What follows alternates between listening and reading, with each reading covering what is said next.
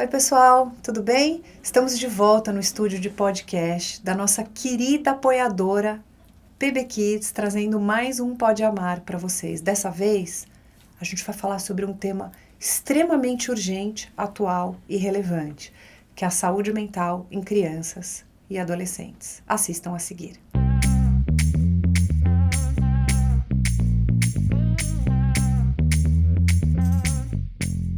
Oi pessoal, estamos de volta com o Pode Amar. E dessa vez, novamente dentro do estúdio de podcast da PB Kids, a nossa querida apoiadora do Amar. Assim como os programas anteriores, hoje a nossa conversa também é sobre um tema muito atual e pertinente, que é a saúde mental das nossas crianças. Muitas vezes, após alguns períodos traumáticos ou de incertezas, como foi a pandemia da Covid-19, nossos filhos podem ter gatilhos que resultem em quadros de desequilíbrio emocional. Nem sempre a gente consegue identificar que eles estão passando por esses momentos de uma maneira rápida e eficaz. Por isso, eu trouxe a Cláudia Carneiro, que é especializada em neuropsicologia infantil e educação inclusiva. Além dela, para compartilhar suas experiências como mãe, estamos também com a Andresa Santos, que é mãe da pequena Clarinha, que teve um tumor cerebral na hipófise, já participou de um programa conosco para contar a trajetória da sua filha. Andresa também é mãe do João, de 2 anos, e do Caleb, de 14, que após todo o diagnóstico da irmã, começou a desenvolver uma dermatite seríssima desencadeada pelo fator emocional. Meninas, tudo bem? Tudo. Estão nervosas? Obrigada pelo convite. Obrigada a vocês pela presença aqui hoje. Andresa, eu sei que a sua vida com 3, uma ainda em tratamento oncológico, a Cláudia, que atende no consultório sem parar. Sem parar. As mães, as crianças, enfim. Vamos lá, gente. Antes da gente começar, comentei aqui com a Cláudia que eu estava assistindo uma entrevista de um psiquiatra muito famoso americano que chama Doc Amen. Eu vou deixar até o Instagram para vocês consultarem e visitarem a página dele. Ele fala muito de saúde mental e pela primeira vez ele trata adultos. Ele falou de crianças. Cláudio, se você pudesse dizer uma causa ou umas causas para o aumento expressivo em crises de saúde mental em crianças e adolescentes, você acha que tem a ver com mídias sociais, pandemia, tristeza e ansiedade persistentes? Eu acho que é uma junção de tudo, né? Eu acho que, assim, a pandemia, ela tornou as crianças do quarto, né? Eles passaram por um luto, sendo retirados do convívio social, porque assim, a criança se desenvolve pequenininha, ela tá ali com o pai, com a mãe, vai evoluindo, ela vai criando uma independência. Quando chega na fase da adolescência, ela quer estar com os pares, com os adolescentes. A troca é com quem é da idade deles. Então, quando isso não acontece, a gente teve as crianças que foram pro quarto, que ficaram muito nas redes sociais, que não deram conta das notícias de morte, o medo da doença. Então, acho que é uma junção de tudo. E, fora isso, a gente tem as famílias que não conseguem conversar com eles, explicar o que tá passando, falar a realidade dos fatos. Então, assim, medo, fantasia, passou um monte de coisa na cabeça. Acho que é uma junção de tudo, não tem um único determinante. Bom, no seu consultório você deve ver casos parecidos com o do Caleb, né? Sim. Crianças que acabam indo... que a mente rege o corpo. Então, às vezes, claro, tem doenças de pele, tem doenças como infecções de garganta, mas muitas psicossomáticas, né? Sim. Que acabam desencadeando ou uma dermatite, ou uma gastrite, ou dor crônica pelo emocional, né? A gente sabe que os traumas podem estar associados a esse tipo de comportamento. Eu queria que você explicasse quais são os maiores gatilhos que uma criança ou um adolescente, para que uma criança ou um adolescente tenha sua saúde mental abalada, Cláudia. Então, na verdade, gatilho, o que é o gatilho? É alguma coisa que vem na cabeça da criança, do adolescente, que ele não consegue administrar bem, e que gera algum tipo de sensação, de coisa ruim. Então, pode ser vários gatilhos, né? Ele pode lembrar de alguma coisa que ele vivenciou, ele pode sofrer uma chamada mais dura de um pai, de uma mãe, de um profissional na própria escola. Ele pode ter tido uma discussão com o melhor amigo e ele não soube dar conta daquilo. Então, o gatilho em si pode ser várias coisas. Assim, é algo que vem na cabeça do adolescente de alguma coisa que ele vivenciou, que gera um desconforto e uma sensação ruim que ele não sabe lidar com isso. E aí tem que ver também se com esse gatilho causado ele consegue se expressar, né? Ele consegue chamar a mãe, o pai, se ele tem recurso financeiro para ter uma ajuda psicológica, ou se ele se abre com a professora. E tem crianças que não se abrem de jeito nenhum, né? Que vão engolindo aquilo, que acho que é o caso do seu filho, né, Andresa? Ele conversa um pouco comigo ainda. Ele conversa? Mas ele sempre foi muito fechado, assim. Cláudia, a gente tem percebido, como eu falei aqui, um aumento expressivo de casos de ansiedade e estresse nessa geração de crianças e adolescentes. Porque tô falando isso porque minha irmã, meus sobrinhos hoje têm 26 e 27. E um dia ela falou pra mim, eu não sei educar hoje em era digital. Na era analógica, quando eu era adolescente, você era totalmente diferente de hoje, né?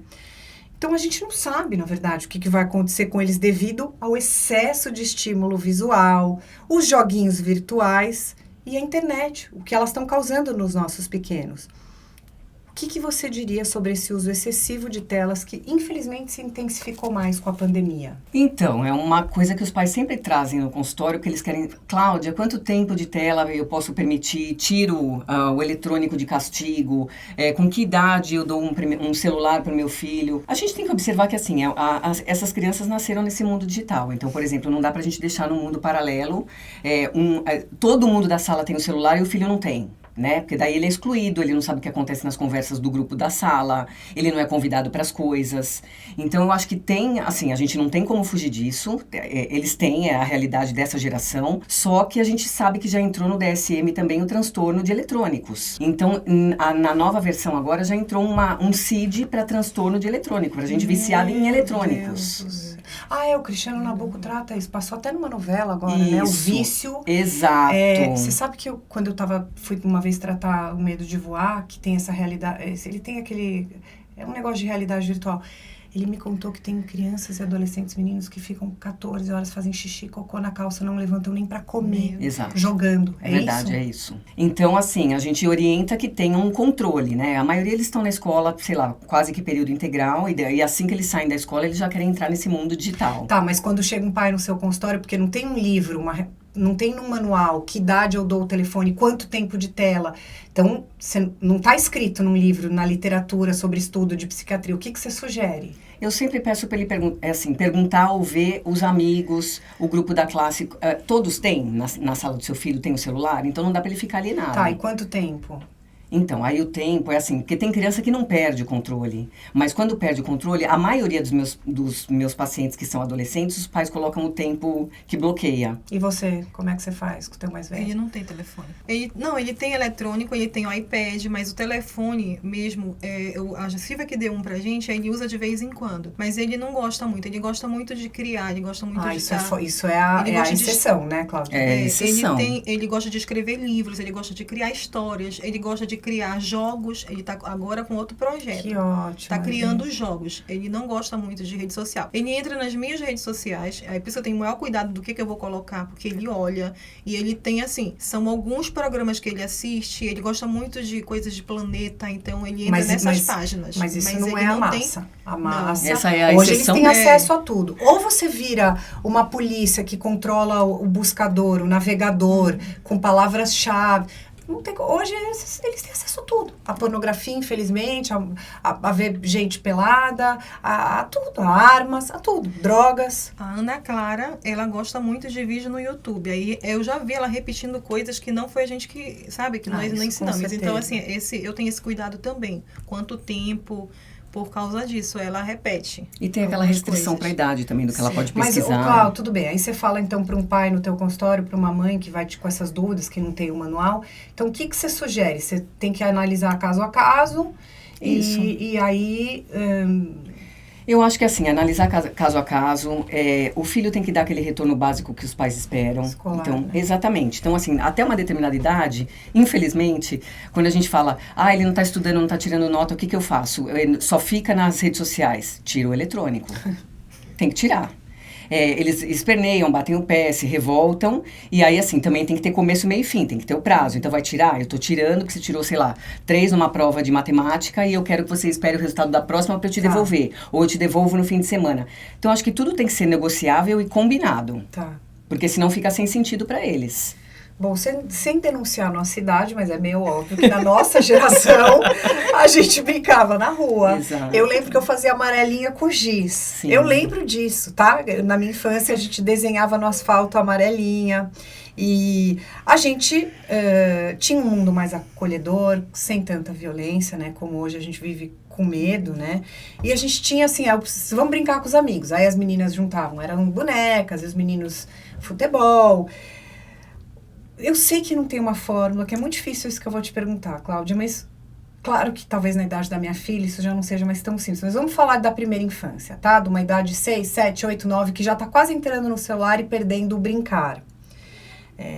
O que a gente pode fazer de incentivo para os filhos voltarem a viver esses momentos? Uma coisa é ir na PB Kids, comprar os jogos de tabuleiro, que é o que eu incentivo muito a minha filha a fazer. Sim.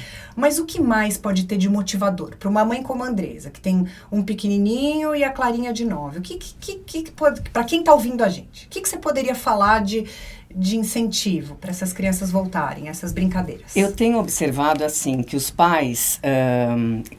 preocupados com essa questão dos eletrônicos, eu tenho muitos pais que, assim, fazem um combinado com os filhos, o filho querendo, não querendo, gostando, não gostando. Então, por exemplo, muitos têm casa de passeio, na praia, no campo, e eles vão todo fim de semana. E aí, os pais falam, tá bom, se deixar, fica o dia inteiro no eletrônico, mesmo tendo piscina, tendo infraestrutura e tal. Os pais não permitem. E eu acho legal, eu ouvi isso de alguns pais assim, 1 hora ele vai pedalar comigo, a gente tem as bikes na casa, ele vai sair de bike com a gente querendo, não querendo, gostando, não gostando, ele sabe que aquela 1 hora a gente vai pedalar, ou a gente vai caminhar na praia, a gente vai fazer um momento, como se fosse atividades assim ao ar livre, juntos em família, para ter pelo menos essa 1 hora longe do eletrônico. Tá, e para quem não tem casa de veraneio, como a Andresa, como eu... Ciclovia em São Paulo, passear num parque, exatamente. Veio uma mãe que falou que propõe toda quarta a noite dos jogos de tabuleiro. Eu tenho um caso assim. Eu vou instalar isso na minha casa também. É legal, funciona. Andresa, no caso do Caleb, tá? Ele teve uma piora no quadro de saúde, você já contou isso pra gente, mas você pode contar aqui brevemente, desde o diagnóstico da Clarinha. Um dia vocês estavam lá na casa de vocês no Pará, vida estabelecida, do dia pra noite, sua filha teve que vir aqui pro GRAAC em São Paulo e a vida de todos vocês mudou completamente. Como é que foi e como você começou a perceber que ele não estava bem, Andresa? Mari, nós morávamos em Bragança, no Pará. Bragança fica a 213 quilômetros da capital, que é Belém do Pará. Então, a nossa vida era lá. Era eu, meu esposo e meus 3 filhos. O Caleb sempre teve um melhor amigo, que foi a vida dele inteira. Esse melhor amigo só. Tinha os coleguinhas da escola, alguém lá da rua, mas amigo mesmo era só um. Que ele passava o final de semana lá conosco, tudo, era melhor amigo da Clara também.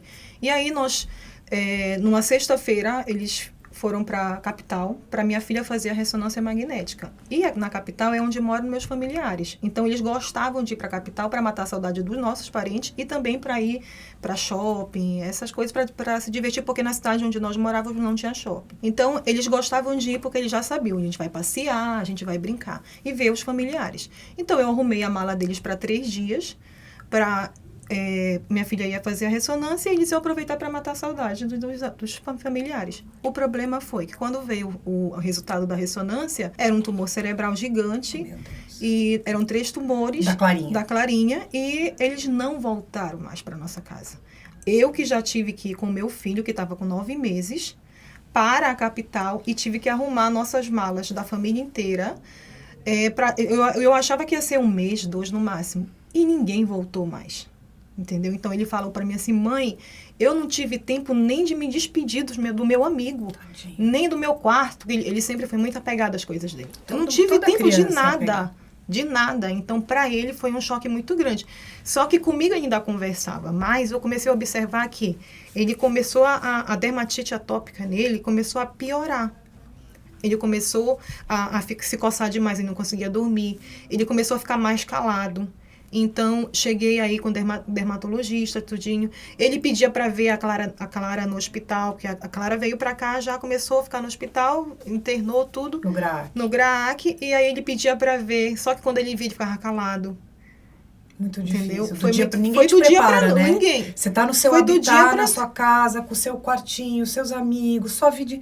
Um dia você acorda em São Paulo, uma vida nova. Então, isso deve ter contribuído muito para a piora da saúde mental dele. Com certeza. Então, ele começou a ter crises agudas de dermatite atópica. Foi nesse período. Ele tomava medicação, tomava corticoide, usava um monte de remédio e nada dava jeito. Andresa, ele é um menino muito bonzinho, né? Você já contou aqui que ele é muito criativo. Uma graça de menino, carinhoso. Você acha que o fato dele não se abrir com facilidade piorou a condição dele? Piorou. Você acha que rola isso, Cláudia? Com certeza. Ele faz terapia? Chegou a fazer? Agora que ele começou a fazer terapia. E aí, o que aconteceu? Ele melhorou, quando ele começou a fazer terapia, melhorou bastante, até mesmo a convivência, porque eu percebi que ele sempre foi muito apegado na Ana Clara, muito apegado, era só os dois, né, antes do João nascer. Então, de repente, ele foi separado dela, né, e aí, quando ela voltou para casa, que ele olhou a situação dela, ele não sabia, tinha hora que eu ficava olhando assim, ele olhando de longe, porque ela voltou sem andar, ela voltou numa cadeira de roda, entendeu? Não conseguia mexer a cabeça, o jeito que eles conversavam, entendeu? Não era mais o mesmo. A Ana Clara não mexia o pescoço, a Ana Clara não mexia o braço. Então, tudo ele viu aquilo e ele criava com ela. Ele escreve um livro que ele chama assim, A Árvore da Clara. Ele já estava na 4ª versão do livro já. Então, ele não conseguia mais sentar com ela. Aí ele veio conversar comigo, mãe, como é que eu posso fazer para ajudar a Clara? Ai, que amor. Nossa, ele tem que ter muita estrutura emocional. Muito. E aí eu peguei os livros novamente, porque a parte esquerda dela, porque ela teve um AVC isquêmico, então a parte esquerda dela ficou toda comprometida. Falei, filha, a gente pode estar estimulando ela com essa parte esquerda. Aí começamos a estudar novamente, a pintar novamente, aí ele começou a escrever. E ele foi melhorando depois que ela voltou. E eu tentava tudo inserir ele e o pequenininho, sabe? Que o João, ele tinha 9 meses quando a gente descobriu a doença dela. E aí eu comecei a tentar inseri-lo, foi que ele foi melhorando. Aí disseram, ele precisa fazer um acompanhamento com a psicóloga. Aí lá no GRAC eles oferecem esse apoio para a família. Ótimo. Só que quando a gente começou a levá-lo no GRAC, que ele começou a ver outras crianças também parecido com a situação da Clara e algumas numa situação pior, mexeu também com ele, sabe? Aí a psicóloga chegou comigo e falou, mãe, a melhor opção é você fazer um tratamento com ele, com psicóloga, mas fora do hospital. Claro. Só que aí a questão financeira já não deixou, entendeu? Mas a gente Cláudia, não que conseguiu é pelo muito SUS. generosa, vai conversar com você, já falou que vai te ajudar. Andresa, cada vez eu te admiro mais. Você é a nossa paixão aqui do programa. Essa sua... Olha, se a Clarinha tivesse aqui hoje... A Clarinha... Olha, Andresa, eu acho que você é uma mãe, assim... Gente, quem quiser revisitar o episódio que a Andresa vem em casa e contou a história de vida dela e da Clarinha, porque não tem como não se apaixonar pela Clarinha e tudo, eu vou deixar aqui nos cards para vocês clicarem. Cláudia, se você pudesse deixar aqui alerta ou indicar os primeiros sinais para os pais perceberem que o filho ou a filha estão com a saúde mental abalada. Bom, a gente tem que ter claro o seguinte, tem as crianças que vão externalizar o que elas estão sentindo e as que não vão. Então, tem os fatores externalizantes casos, e os internalizantes. Como mostra? Quando a criança pequena, adolescente, geralmente ele começa a ficar mais rebelde, mais irritadiço com qualquer coisa, apresentar comportamentos de birra ou responder pessoas de maneira que ele não respondia antes. Uma queixa que sempre vem, queixa escolar, então a criança tem um rendimento, não precisa ser um rendimento ótimo, mas ela está vindo num ritmo razoavelmente normal, e aí ela tem uma queda no rendimento, ou ela começa a arrumar confusão com os colegas na escola. São os fatores que, assim, as pessoas que convivem com a criança podem perceber. Fica mais chorosa, acontece alguma coisa que, assim, ela não precisava chorar do jeito, naquela intensidade que ela está chorando, e quando a professora olha, o pai ou a mãe olham, ela está lá chorando por uma coisa que era, sabe, se você acalmasse em 2 minutos, ela podia voltar a si, não volta. Então, essas são as crianças que demonstram. Que externalizam. Que externalizam. E aí o pai ou a mãe conseguem ter esse alerta, né? Ou dormindo muito, dormindo pouco. Sim. Roendo unha. Essa questão do dormir, essa questão de mudanças de comportamento, de comer em excesso ou não comer, é mais para a criança que é aquela coisa internalizada. Que, na verdade, eu sempre falo para os pais que, assim, eu me preocupo muito mais com as crianças que não demonstram, e aí a gente vai observar o quê? Ou dorme demais, as atividades físicas que eles gostavam de fazer passam a ser desinteressantes. Então, assim, hoje posso faltar no futebol? Aí a mãe, assim, a família tem aquela rotina. Então, tá bom, você tá achando que ele tá pedindo pra faltar porque tá cansado por alguma coisa. Aí começa a ser uma constante, pedir pra faltar em atividade física, ser convidado pra fazer as coisas e falar que não tá afim de ir pra uma social ou de ir pra casa de um amigo pra dormir no fim de semana. Que aí ele já tá de um jeito que ele não quer mais o convívio com com os pares dele. Aí é muito preocupante. Comer para mais ou comer para menos. As meninas têm uma tendência maior em ter, desencadear esses transtornos alimentares, por causa da questão da imagem corporal. O sono desregulado. Vai dormir muito tarde, aí se a mãe não acorda. Durante a semana é mais fácil, porque assim, tem a obrigação da escola e tal. Mas no fim de semana, se a mãe não acorda, vai acordar 2h30, 3 horas. Então, essas são as crianças que não demonstram. E aí eu acho que os pais têm que sentar, conversar. É difícil eles quererem compartilhar com os pais, né? Então, a mãe pode... Eu acho que tem que falar claramente. Filho, tô percebendo que você tá pedindo para faltar no esporte, que você tá comendo menos, ou que você tá comendo demais por ansiedade, tá acontecendo alguma coisa. Geralmente, eles não querem compartilhar com pai e mãe. Que é uma coisa complicada, por mais que a mãe seja acolhedora, converse, eles têm medo também da reação da família. Aí a gente pode oferecer também uma ida ao psicólogo, que também os adolescentes têm uma certa rejeição. Isso, aí como é que você faz? Porque criança você pega pelo braço, quando cresce, qual é o poder do convencimento de ir na ajuda profissional? A criança, eu sempre falo assim, olha, traz, né, ludoterapia, então os pais falam, você vai brincar e vai conversar com uma tia. Mas e adolescente? Tal. Eu sempre falo pra eles, até os que chegam no consultório e falam, não gosto de terapia, já fiz, não quero fazer, eu falo, vamos fazer 4 sessões? Eu acho que tem que ter um prazo para dizer não gosto ou não quero. E assim, vamos supor que eles não aceitem. Venham para essas sessões, façam as 4 sessões, não quero, não gostei, não vou fazer. A gente sugere que os pais façam as sessões de orientação parental, né? Porque daí através da terapia que a gente desenvolve com o casal, com a mãe ou com o pai ou com quem nos procurou, eles conseguem estar atuando em cima dessas dificuldades dos filhos. Agora a pergunta do milhão. Pode mexer no celular do filho, na mochila? Os pais estão autorizados? Tem uma licença poética a fazer isso? Poética. Eu sempre falo para eles e para os pais que assim, é uma questão complicada. Eu acho que os pais têm o direito... Então, eu acho assim, você está preocupado com os comportamentos que seu filho vem apresentando. Você está perguntando se está acontecendo alguma coisa, ele está dizendo que não. Tá claro e nítido que ele está diferente. A gente recorre a isso. Escondido ou... Então, aí assim, eu acho que depende do adolescente. Eu vejo muitos pais que falam, me dá o telefone agora, desbloqueia a senha. E olham na hora, na frente do adolescente, e aqueles que pegam escondido. Então, acho que assim, não tem uma resposta, uma regra, vai do filho que você tem, né? Tem filho que você pode falar, filha, abre seu celular, deixa eu dar uma olhadinha, que ela vai falar... Ai, mãe, por que isso? Eu quero só ver o que você está pesquisando, com quem que você está conversando, e não vai se opor, e tem aquele que vai ficar enlouquecido. Tá. Que é um sinal de alerta. Tá. Bom, voltando naquela questão do externaliza e do internaliza, que você sugeriu buscar ajuda profissional, e aí, obviamente, na pior das hipóteses, começa uma dermatite na cabeça, no corpo, uma gastrite, dor crônica, aí tem que procurar um médico mesmo.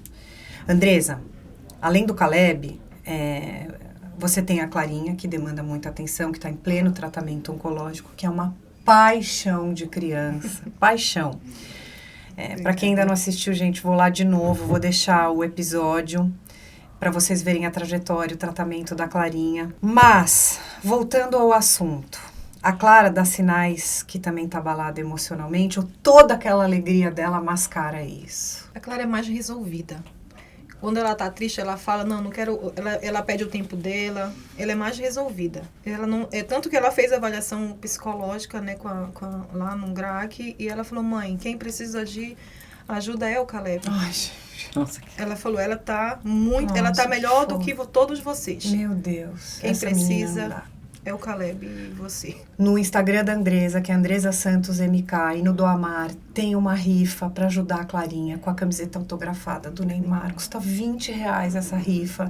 E a Andresa precisa muito de ajuda, gente. Vão lá, vou deixar o Instagram. Por favor, ajudem a Clarinha, que é uma menina apaixonante, tá? Então fica aqui o nosso pedido do Amar. Antes da gente encerrar, vou dar os presentes da PB Kids para vocês, nossa querida apoiadora. Cláudia, eu sei que é muito, muito difícil, porque a gente está falando de um tema que é o que você falou, é amplo, cada caso é um caso, não dá para generalizar. Cada criança lida com a saúde mental de um jeito, os pais também lidam de um jeito, tem muito sobre o relacionamento familiar, né? É o que você falou, tem os pais que acolhem e que ouvem. Você sabe que no episódio de bullying, que está aqui nessa playlist, eu queria que vocês vissem também, que a Cláudia Laminos fez, ela falou uma coisa muito interessante aqui. Quando o filho... quando é uma criança que é o praticante do bullying, é ele que está fazendo, os pais geralmente são omissos. A escola chama os pais e os pais vão lá e falam, pelo menos não é ele que está sofrendo, é o bullying, ele que está fazendo. Isso foi uma coisa que me chamou muito a atenção. No caso de uma criança que está com a saúde mental abalada, seja pós-pandemia, seja porque está triste, ou porque os pais estão com problemas financeiros, ou porque alguém na família está com problema sério de saúde, ou porque os pais se separaram, ou porque o menino não é aceito na escola. É o que você falou, são diversos casos e nunca se falou tanto em saúde mental. Então, antes da gente encerrar, eu queria que cada um falasse um recado ou uma mensagem. Então, o que eu posso falar do que eu estou vivendo com uma filha adolescente, que a Cláudia me ajuda, atende a Vicky, a psicóloga da Vicky. Eu acho que dentro do meu estado de espírito como mãe, eu tô sempre fazendo o melhor que eu posso, mas eu sinto que nunca é suficiente, porque às vezes eu sinto que a minha filha me odeia. Mas se tem uma coisa que eu posso falar para as mães que estão ouvindo e assistindo a gente, é uma frase que é assim, estado de atenção. Esteja sempre atento ao seu filho, ao comportamento, às amizades. Claro, às vezes não é tão fácil fazer com que o seu filho te conte, divida com você, por qualquer motivo, ou porque ele é fechado, ou porque ele tem vergonha, ou porque ele se sente culpado. Então, se eu posso dar um conselho para pais e mães e cuidadores e avós que estão assistindo a gente, é estado de atenção e acolhimento.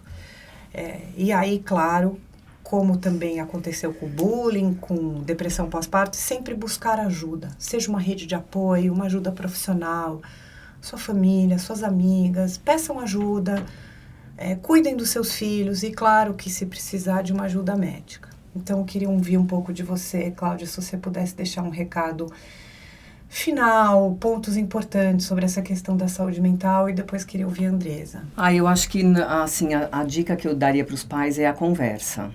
Eu acho que a gente tem que criar o hábito desde que eles são pequenininhos, de conversar. Não é aquele bombardeio de pergunta, o que aconteceu na escola, alguém te empurrou, alguém te bateu, porque a criança tem que falar espontaneamente também. Eu acho que a gente tem que ir criando o hábito de conversar com eles, para eles se acostumarem a falar pra gente as coisas que estão acontecendo. O diálogo vai mudando conforme a idade. Chega aquela idade que eles não querem conversar com a gente, não é generalizando, tem os que querem, mas assim, a gente sabe que tem uma idade que eles não querem. E eu acho que nessa idade que eles não querem, a gente fala pra eles como é. Olha, eu sei que na geração de vocês tá acontecendo isso, aquilo outro. Então a mãe gostaria que, se na escola acontecesse tal coisa, você me procurasse. Se não quer conversar com a mãe, procura uma melhor amiga. Que às vezes eles falam com a mãe da melhor amiga, mas não falam com a gente. Exatamente. Então eu acho que é incentivar a conversa. A rotina dos pais é doida, a maioria dos pais trabalham tanto pai quanto mãe, então a gente chega em casa, eles estão lá, já aconteceu de tudo na escola, já aconteceu de tudo em casa, mas assim, aquele momento do jantar, de estar junto, sem o telefone, de conversar, que seja aquela meia hora, cada um falar o que aconteceu no seu dia, eu acho que é a conversa em primeiro lugar, sempre franca, verdadeira, para eles poderem se sentir à vontade para chorar, para pedir ajuda, para pedir para uma terapia. Se a gente acostuma eles dessa maneira, fica mais fácil quando eles estão numa situação dessa. Eu acho que a conversa também. Eu acostumei todos os três. Até o João de 2 aninhos, quando ele chega da creche, já tento conversar com ele. Meu filho, dessa forma, não fazendo um monte de pergunta, mas, sabe, no caminho para casa eu já venho conversando. Então, o Caleb e a Clara, eu acostumei da mesma forma. E eu busco, por mais que seja realmente muito difícil a rotina, eu busco ter um tempo sozinho com cada um deles. O Caleb, por exemplo, ele já até sabe. Eu coloco as crianças para dormir, o João e a Clara, e a gente tem um tempo só de nós dois, sabe? Ele ama. E é nesses momentos que às vezes ele não precisa falar, mas eu percebo quando ele não tá bem. E aí eu tento conversar com ele. Então, é olhar para cada filho, saber, é a mesma criação, mas eles são diferentes. E respeitar essa diferença. O Caleb tem a forma dele de se expressar, a Ana Clara não. A Ana Clara é do tipo, cheguei chegando. O Caleb é muito reservado. Então, eu busco respeitar muito isso, né? E ter esse tempo para poder perceber, porque às vezes não é com palavras que a gente vai conseguir observar o filho, né? Ouvir o filho. Pessoal, nunca se falou tanto em saúde mental em crianças e adolescentes. Como eu disse aqui, o tema é urgente, atual, pertinente. Quanto mais informações nós pais tivermos, mais a gente vai conseguir ajudar os nossos filhos. Leiam sobre o assunto, se informem, como eu disse, acolham muito seus filhos. E se puderem, se possível, busque uma ajuda profissional. Acho que tem algumas universidades que dão ajuda profissional, pedagógica, psicológica gratuita. Em São Paulo, eu creio que tem. Meninas, antes da gente encerrar, a gente falou aqui da importância do brincar. Na dúvida, brinque. Se tiver assim, para tudo, não tem nada que substitua aquele momento que os pais, os cuidadores estão sem o eletrônico e reservam, seja para ver um filme, seja para jogar um jogo de tabuleiro, desenhar. Então, a nossa querida apoiadora PB Kids sempre nessa missão com a gente. Clau, como suas filhas já são grandes, eu pensei em algo para o consultório, né? Obrigada. E você, esse jogo faz muito sucesso para jogar com seus filhos.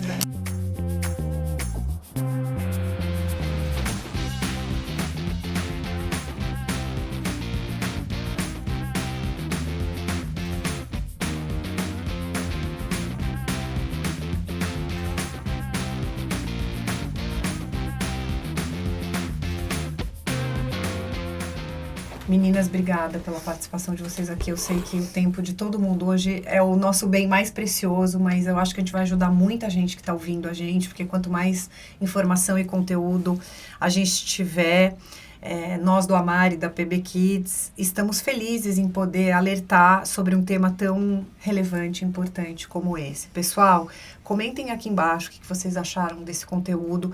Nessa playlist do nosso Pode Amar tem o podcast sobre bullying, puerpério, né, depressão pós-parto. A gente está trazendo sempre um conteúdo muito relevante aqui para vocês. Espero que a gente tenha conseguido ajudar vocês. Não deixem de visitar o perfil da Andresa Santos MK, para participarem da rifa da camiseta autografada do Neymar, para ajudar a Clarinha. Meu beijo, até a próxima. Obrigada, gente. Obrigada pelo convite. Muito obrigada pelo convite.